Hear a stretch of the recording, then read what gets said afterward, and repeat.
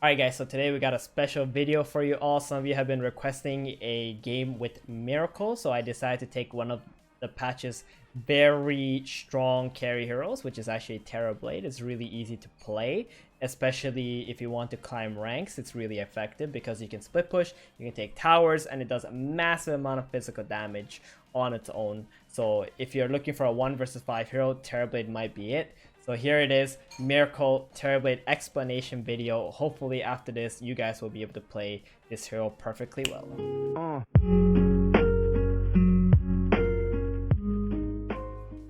If you like our content, please do like and subscribe to our channel, and don't forget to click the notification button below so you will be notified when a new video will be released. Today we got a super cool replay, guys. We got Miracle playing TerrorBlade. Now TerrorBlade is probably one of the top 3 carries in the patch, especially in pub games. I'm not talking about professional games, but in pub games like TerrorBlade, Spectre, Anti-Mage, like these are the heroes that have been picked constantly in the current patch, and they've been doing really well in Immortal bracket, and a lot of players have had a lot of success. And now TerrorBlade is also a hero that can pretty much solo carry a game as long as you are playing it properly. So we're going to be explaining how Miracle plays TerrorBlade in his pub, and what he does around the map, and how he uses his illusions, or how he wants to choose the fights that he wants to take, so you can also be able to do the same thing, or at least, you know, try to. And with some practice, maybe one day you will also be a TerrorBlade god like Miracle. So start of this game, he bought 6 Tangles, Quelling Blade, Circlate, Fairy Fire, Iron Branch. Now the Fairy Fire, why a lot of players are buying it these days, because it gives you some damage, but also 85 HP heal.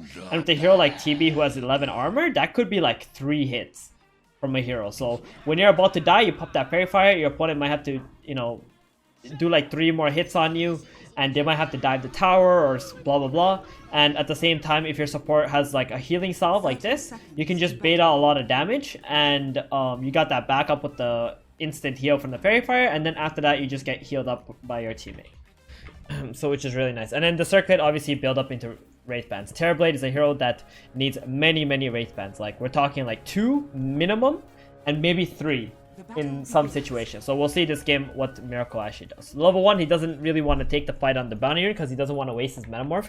You want to use your Metamorph like maybe first wave or second wave to try and zone out your opponent for the most part. If you use Metamorph on the bounty unit, then by the time you get to the laning stage, you'll be out of Metamorph and you're pretty much a hero without a spell. Right? So level 1, he actually pops a meta right away because he wants to put that on cooldown. And here he sees the Rubik. By the way, this is actually Saksa on his Smurf, according to Dota Pro Tracker. Who else is in this game? We also have 9 Pasha on the Void Spirit. Wait, yeah, on the Void Spirit. And this is Attacker.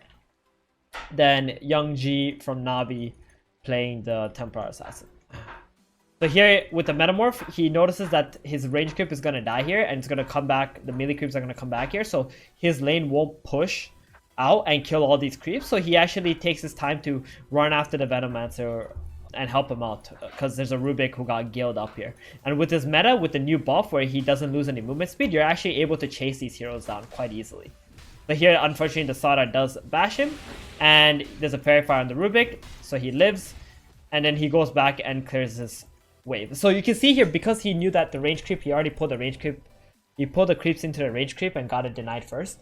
The Sada actually lost every single creep in his wave. Sure, it wasn't denied, but he also didn't get a single last hit, and now Miracle can just go back to this wave, and he can just farm all these creeps. And one of the reasons why you pop meta at level 1 is because you don't want your opponent to contest you on the first wave. So you can utilize this high damage, high movement speed, and high range with your meta to actually punish your opponent. Like nobody's gonna have more damage than you do when you pop your meta, and they really cannot trade with you, and you hit really fast, and you got so much armor. Like one of the strengths of TB is that he has a very high armor. So already a big win on the first wave, and the Rubik obviously had to, you know, run away and has to play from a very safe position now. The lane got pushed, Rubik pulled. He just, at this point, without your meta, you're kind of like just a creep that has 60 damage and a Quelling Blade. So you're just like trying to focus on getting whatever last hits you can by pulling aggro to yourself and trying to get the last hits like that. So it's okay to drop your Conjure Image on level 2 as well. It can help you do a little bit more damage. And as long as you combine the hits with your hero and the images, it's like you have an additional, let's say, 10, 15 damage to get that last hit without your opponent actually contesting it.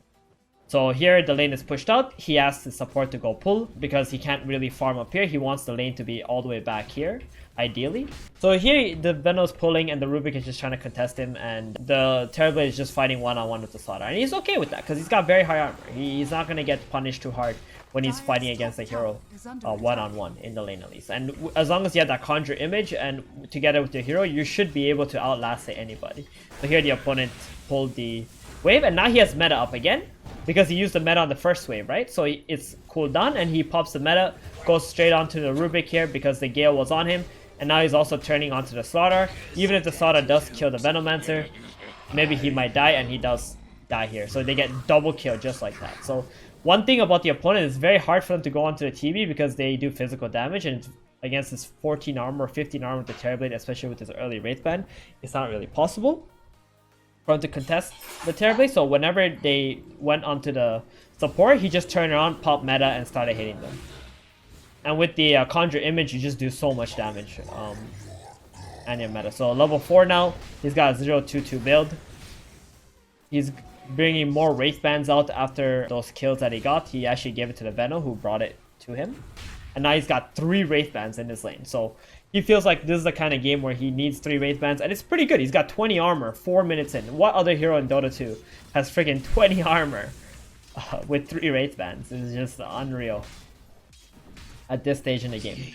And now the Slaughter is like looking at him. He's like, well, what do I do? Like, there's actually nothing I can do to hurt this Terrorblade at this point. So whenever meta's done, you just focus on farming, and whenever meta's up, you can try to see if there's an opportunity for you to kill the people in your lane. So here the meta still cooldown, but the Slaughter is kind of low here, so he just goes over there, right clicks him, kills him off,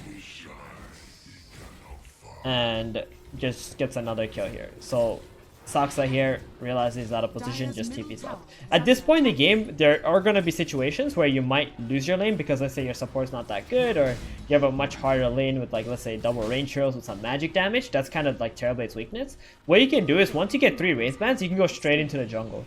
This game, Miracle went for the level 3 Metamorph, but in reality, you can just go for the level 3 Conjure Image, and I think most Terrorblade players do actually do that.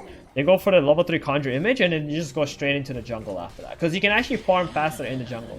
But in this game, because he's dominating this lane so heavily, and he's still free farming, he just decides to stay in the lane and level up his Metamorph, because he feels like with one Gale, he can kill anybody, as long as he's got that Metamorph up. And skilling up Metamorph obviously gives you a bit more damage, and the duration is longer, so there's also a greater opportunity for you to get a kill in the lane. So 7 minutes in, Gale's out on the Slaughter, pops the meta but gets stunned up and tossed. Chases him down a little bit just to do some harass damage, and then goes back into the lane, pushes it out. And this is where we'll probably see Miracle go into the jungle, because once his meta is on cooldown, he has no business staying in the lane anymore, especially now that it's past 7 minutes. He wants to start finding those neutral items and also start farming very fast in the jungle. Level 6, he doesn't even skill Sunder because it's kind of useless, to be honest, especially if you know you're about to go into the jungle anyway. Sunder doesn't help you jungle any faster, right? So here he just uses the last little bit of his meta to do some tower damage and push out the lane, and now he's gone into the woods. Level 7, he scales up the Conjure Image because Metamorph is on cooldown, and now he's got level 4 Conjure Image. These things do massive amount of damage, and this is pretty much the main reason why Terrorblade farms so freaking fast in the woods.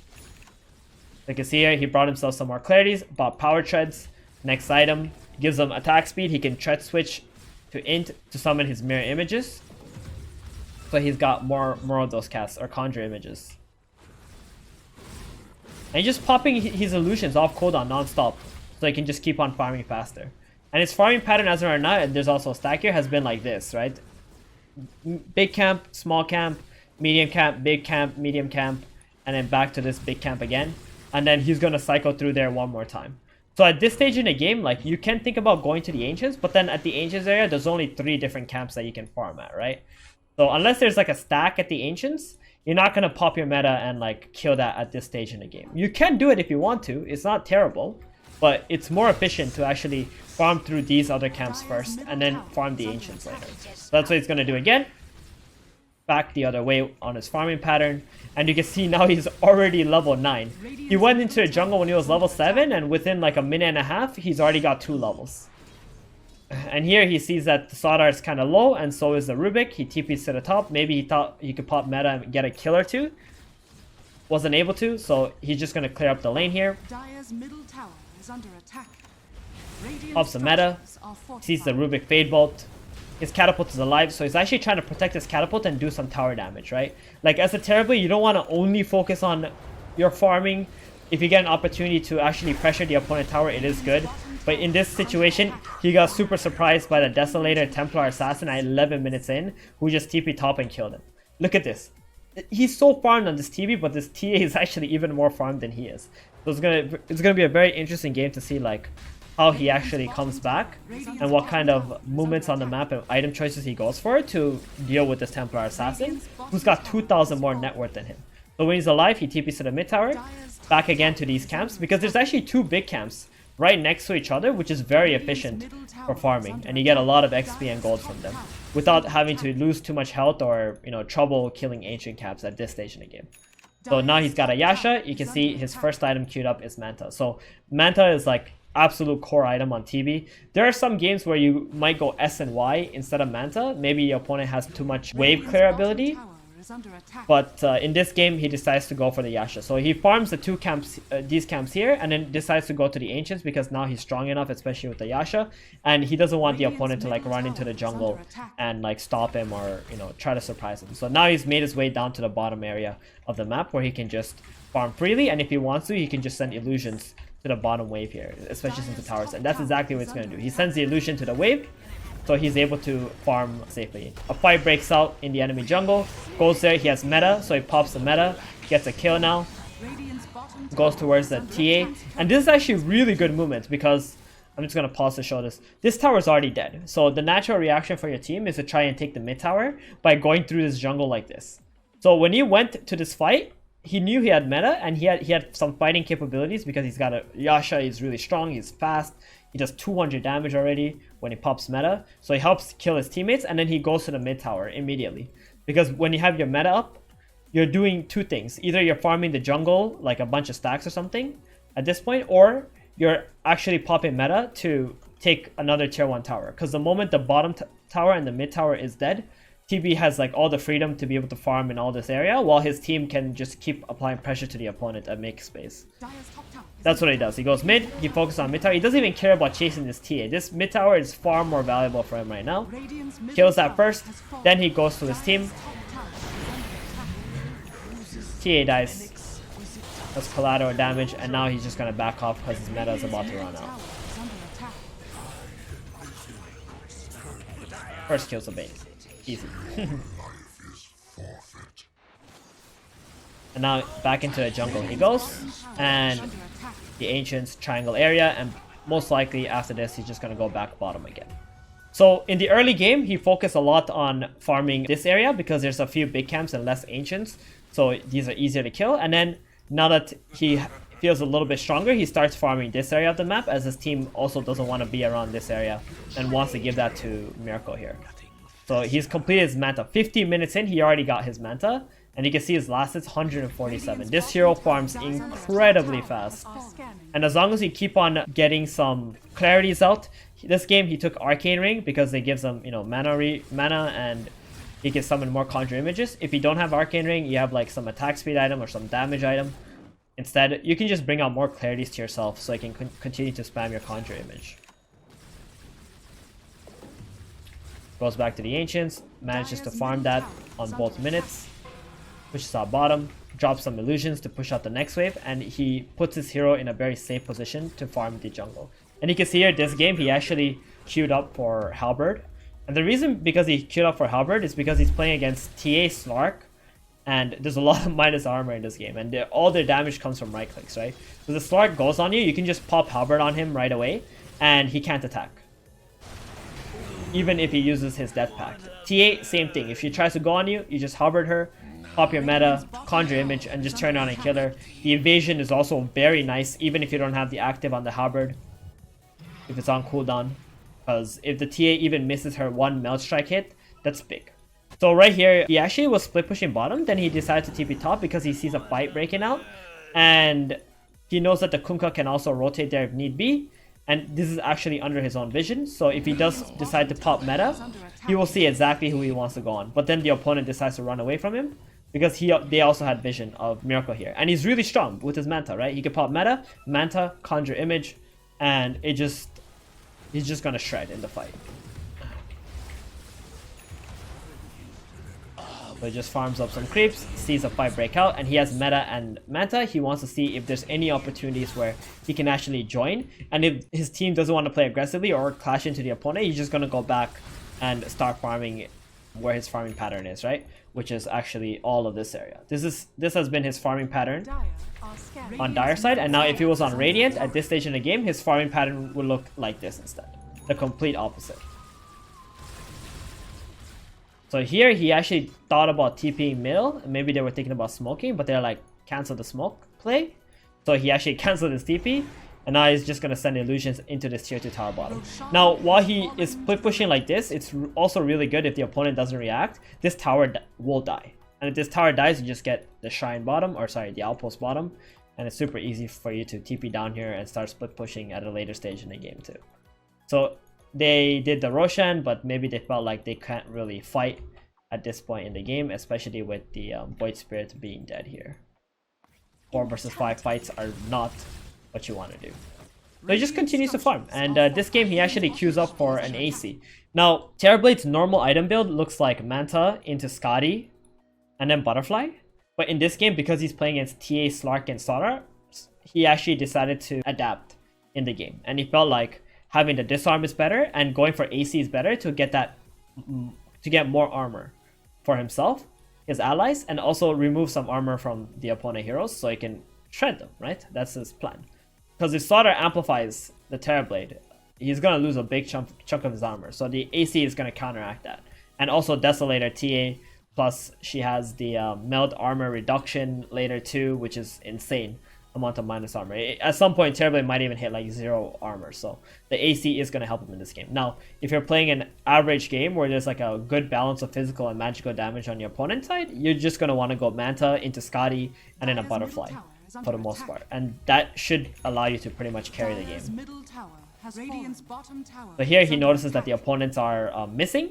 So look what he does. He puts his hero in a very safe spot, and then he allows his illusions to constantly farm for him, right? Here he had an illusion, sending it to the back of the creep wave over here, and he killed an entire creep wave on its own. And then this illusion was farming some jungle camps, and also scouting for him to see where the opponent is, while he keeps his hero very safe. And this is the most annoying part about TerrorBlade, is that he's very hard to find and very hard to kill, especially in the fights. If he pops asunder when he gets low, it's really annoying too. So now he sees the opponent back to doing what he does, which is split pushing and continuing to build up on this farm, because he knows nobody's going to actually out-farm him. Here Ruby gets caught, pops the meta, kills him, and because he's next to a tier 2 tower, he can just naturally go there and take that tower too. Here he TP's top because he sees that the Rubik is not bottom and the TA TP back, so anybody who's actually lingering around the top area of the map, he wants to be able to kick them out. It was a good attempt at trying to find somebody, but they already got out in time. And now meta's down, he's going to farm up a little bit more. He's super close to getting his Assault Cuirass, which is going to be a big item timing for him and his team. And back again to his farming pattern. You can see like how this is the place that he's always staying at, and he's always looking at his vision and seeing where the opponent is. And if the opponent goes missing off the map, he's just going to put his hero in a very safe spot and let his illusions be the one to clear creep waves.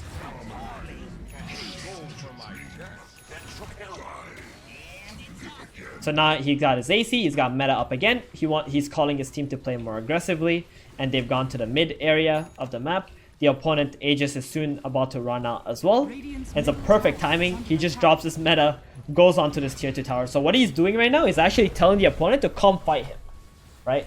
He's taking this tier 2 tower, and they have one option, either to split push or actually commit to this clash. And because he's got all his items at the moment, he wants to utilize this item timing.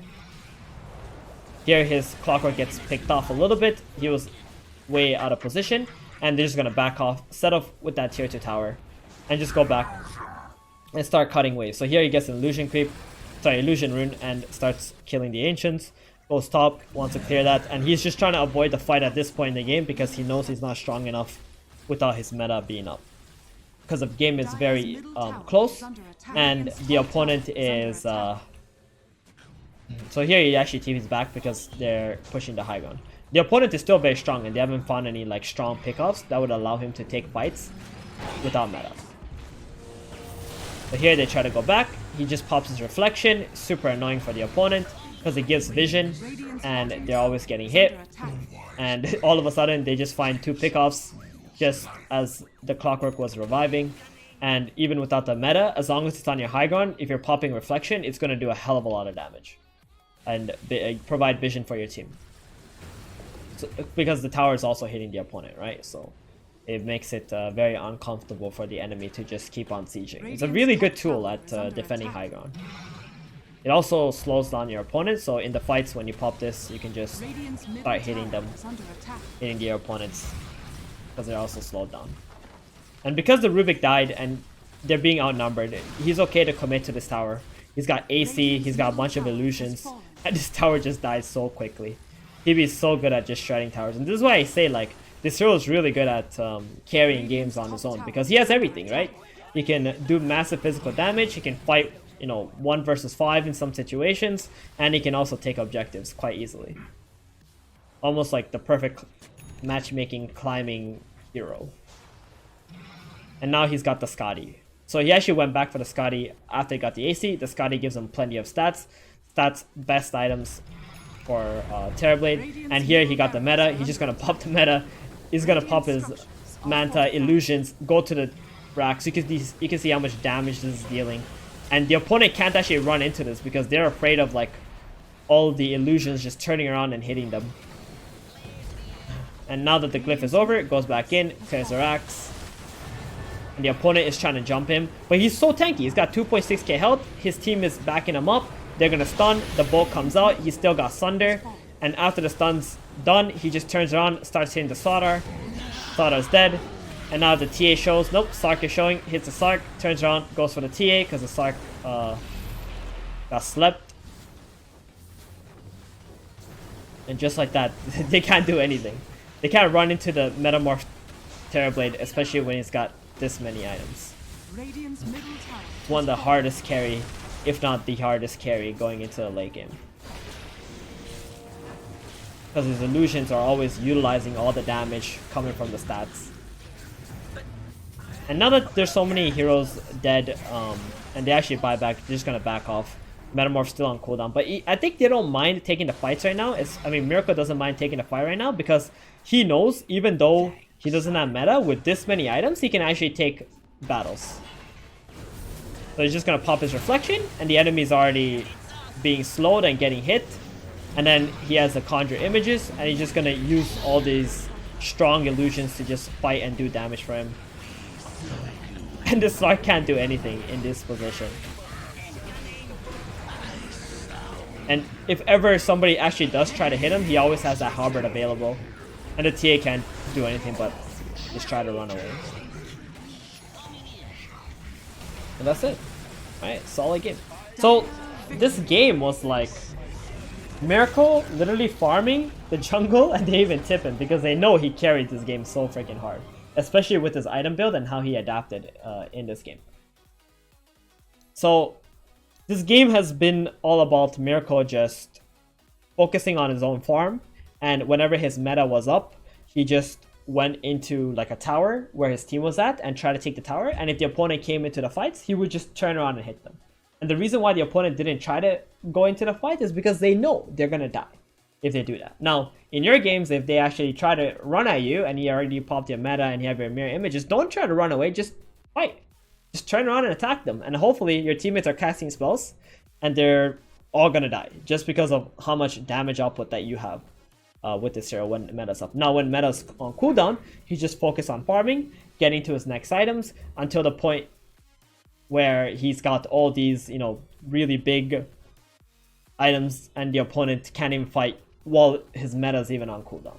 was a very simple game, to be honest, in the sense how Miracle played, but all the small things, those are the reasons why he was actually able to carry this game, because this TA was incredibly farmed in this game. She had like a 14-minute blink deso. Your average game, if a TA has this much farm, you're probably getting ran over, but because of all the split push that was provided by Miracle and how he was able to join his team when he hit his item timings, helped him stay in the game, and his itemization, the halberd was really helpful in stopping the Slark and the TA from running into him, and the AC was really nice. If ever the Sauter amplifies him or the TA blink melt strikes, he still has plenty of armor coming from the Assault Cuirass, which was really nice. And it also helped his allies too. So in your average game, you probably want to buy like something like Manta, Scotty, then